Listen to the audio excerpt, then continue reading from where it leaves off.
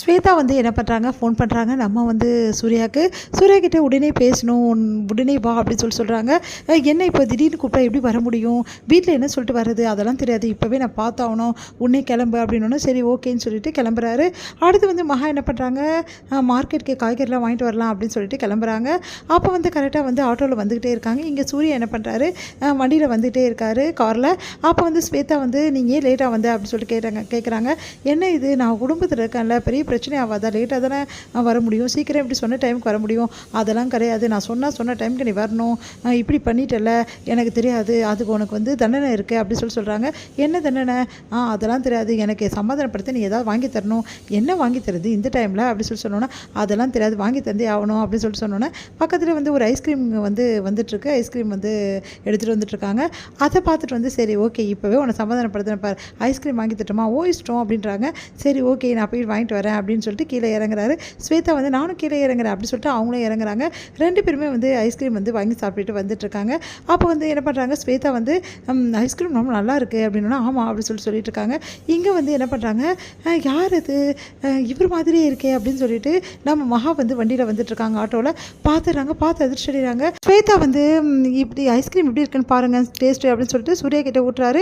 சூர்யா வந்து ஸ்வேதாவுக்கு வந்து இந்த ஐஸ்கிரீம் எப்படி இருக்குன்னு பாருன்னு சொல்லிட்டு டேஸ்ட் வந்து ஊட்டுறாங்க. ரெண்டு பேருமே மாற்றி ஊற்றிக்கிறாங்க. இதெல்லாம் பார்த்த மகாக்கு மயக்கமே வந்துடுது. அப்படியே பார்த்து அதிர்ச்சி அடைகிறாங்க. இவரா இது, எப்படி இப்படிலாம் பண்ணுறாரு, எனக்கு ஒன்றுமே புரியலையே, இவங்க யார் அப்படின்னு சொல்லிட்டு ஒன்றும் புரியாமல் யோசிக்கிறாங்க. ஒன்று ரெண்டு பேருமே அப்படியே தோல் மேலே கை போட்டுக்கிறாங்க. அப்படியே வந்து ஸ்வேதாக்கு வந்து வாயில் வந்து ஐஸ்கிரீம் வந்து அந்த உதட்டெல்லாம் ஃபுல்லாகிடுது. இவர் என்ன பண்ணுறாரு, அதை தொடச்சி விடுறாரு. அப்படியே ரெண்டு பேரும் ரொமான்டிக்காக பார்த்துக்கிறாங்க.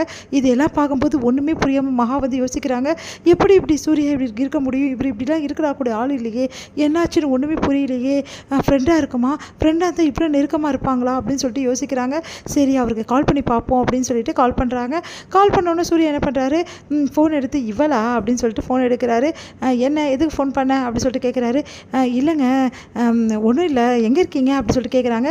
எங்கே இருந்தால் உனக்கு என்ன வந்தது, எங்கே இருப்பாங்க, ஆஃபீஸில் தான் இருக்கேன், முக்கியமான மீட்டிங்கில் இருக்கேன், ஃபோனை வை அப்படின்றாரு. என்ன இவர் இப்படி சொல்கிறார், உண்மையிலேயே நீங்கள் மீட்டிங்கில் தான் இருக்கீங்களா, ஆமாம் மீட்டிங்கில் தான் இருக்கேன், இவன் என்ன இப்படி துருவி கேட்குறா, மீட்டிங்கில் தான் இருக்கேன், வை உங்ககிட்ட பேசுறதுக்கு எனக்கு டைம் இல்லை அப்படி சொல்லிட்டு வச்சிடறாரு. இதுதான் மீட்டிங்கா, இவங்க ரெண்டு பேரும் மீட்டிங் பண்ணுறதா மீட்டிங்கா, எவ்வளோ திமிரு இருக்கு இப்படி பேசுறதுக்கு இவருக்கு, இப்படி போய் பேசுகிறாரு அநியாயமா அப்படி சொல்லிட்டு டென்ஷனாக பார்த்துக்கிட்டே இருக்காங்க.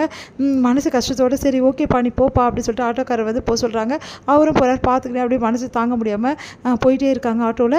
இங்கே வந்து சூர்யா வந்து வண்டி எடுத்துகிட்டு அவரும் வந்து ஸ்வேதாவும் கிளம்பி போயிட்டே இருக்காங்க. அப்போ என்ன ஆகுதுன்னா, ஆட்டோக்கார் வந்து என்ன பண்ணுறாரு, ஃபோன் பேசிக்கிட்டே வந்து அப்படியே வண்டியை வந்து ஏடாகூடமாக ஓட்டுறாரு. அப்போ சூர்யாவோட வண்டியில் லைட்டாக கிராஸ் பண்ணிட்டு போயிடுறாரு. அதனால் செமையாக டென்ஷன் ஆகிறார் சூர்யா. எப்படி இப்படிலாம் பண்ணுவாங்க அப்படின்னு சொல்லிட்டு போயிட்டு வழி மறைச்சு ஆட்டோவை நிறுத்துறாரு. அப்போ கரெக்டாக மகா வந்து இவங்க ரெண்டு பேரையும் பார்க்குறாங்க. கையும் களவும் மாட்டினீங்களா இருக்குது உங்களுக்கு அப்படின்னு சொல்லிட்டு எழுந்து வராங்க.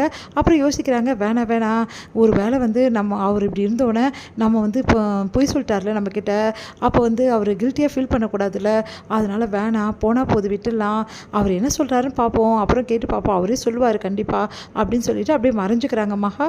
உடனே வந்து சூர்யா வந்து என்னைய நினச்சிட்டு இருக்க, எப்படியா வண்டி ஓட்டுற, அதுவும் வந்து ஃபோன் பேசிட்டே வண்டி ஓட்டுற அப்படின்னு சொல்லிட்டு திட்டி விடுறாங்க. சாரிப்பா அப்படின்னு சொல்லிட்டு அவர் சொல்கிறாரு. உடனே வந்து என்ன பண்ணுறாங்க, சரி விடுங்க அவர் தான் சாரி சொல்லிட்டார்ல, வாங்க சூர்யா போகலாம் அப்படின்னு சொல்லிட்டு ஸ்வேதா வந்து கூட்டிகிட்டு போகிறாங்க கையை பிடிச்சி. இதெல்லாம் பார்க்குற மகாக்கு தாங்கவே முடியல, அப்படியே பார்த்துட்டே இருக்காங்க. ஆட்டோ டிரைவர் சொல்கிறாரு, பொண்ணுங்க பக்கத்தில் இருந்தாவே ஹீரோ ஆயிடுறானுங்க எல்லாரும் அப்படின்றாரு. உடனே வந்து இங்கே பாருங்கள் நீங்கள் தான் தப்பு செஞ்சீங்க, எதுக்கு அவரை திட்டுறீங்க அப்படின்றாங்க. என்னம்மா அவர் உங்களுக்கு தெரிஞ்சு வரான்றாரு. அதெல்லாம் ஒன்றும் இல்லையே அப்படின்னு சொல்லிட்டு அப்படியே மகா மனசு கஷ்டப்பட்டு அப்படியே பார்க்குறாங்க. இது முடியுது.